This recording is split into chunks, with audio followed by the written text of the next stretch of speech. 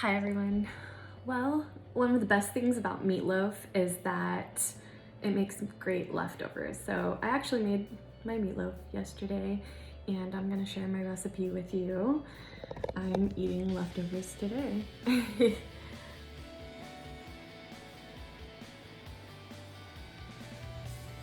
So I have everything I need right now for meatloaf.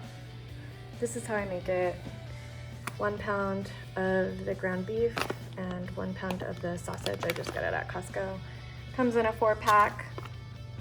And do the onion, carrots, celery, some seasonings, and bread. I use our French toast bread. I actually use whatever bread we have. And then some eggs. I use a big old bowl. Always preheat your oven first.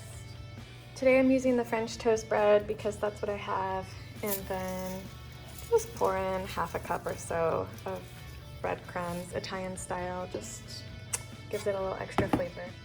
You're gonna add enough milk that the bread can soak it all up. Squish it all around with your hands and get that milk all soaked up. I add 3 Worcestershire. We're gonna splash a little bit. Italian seasoning. Shake a really good amount in there. Chopped onion. I love to add Montreal steak seasoning. It is so good. Tons and tons of flavor in there. I'd say about 10 shakes. I'm gonna squeeze some ketchup in there. I cut the carrots in 4, down the middle, then down the middle again. Same thing with the celery, slice it in half, then in half again. Dice it all up, and in you go. I use white onion for most of my cooking. I chop off the ends first, cut it in half, and then I take this middle part out. I think I read somewhere that the middle part is kind of bitter. Now all of those delicious onions go right in the giant bowl. From here, you're going to want to stir all of these goodies together before you add your meat. It just makes it a lot easier, and that the sausage is going to come inside of its own little shelling. So you're gonna squeeze it out of the casing. Yeah, you definitely don't want to have the casing inside your meatloaf. Now this is where we start using our hands and mixing it up. This is a messy thing, but it mixes up really easily. A big question that I usually get is how much salt to put in something like this, which is a great question.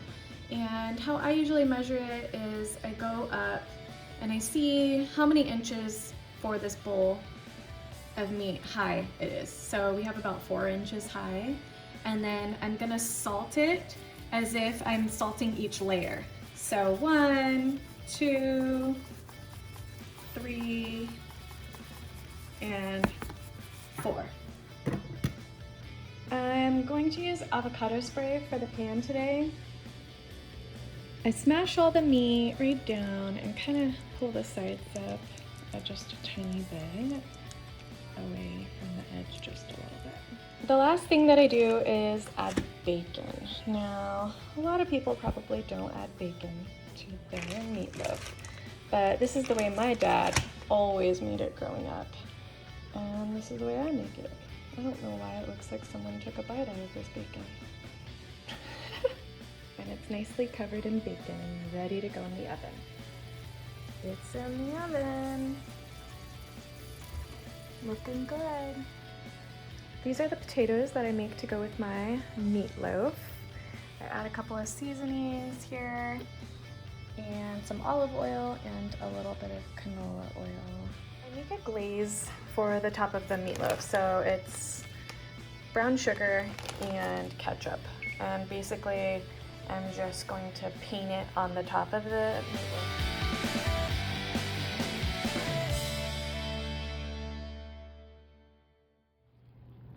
After the meatloaf's been in the oven for about 40 minutes, I like to drain off all the bacon fat. And there is a lot of it. Ketchup and brown sugar mixture, and Just kind of glaze it over the bacon. And there it is. Meatloaf on top and veggies on the bottom. And the meatloaf is all finished. Nice and juicy inside. All right, final plate.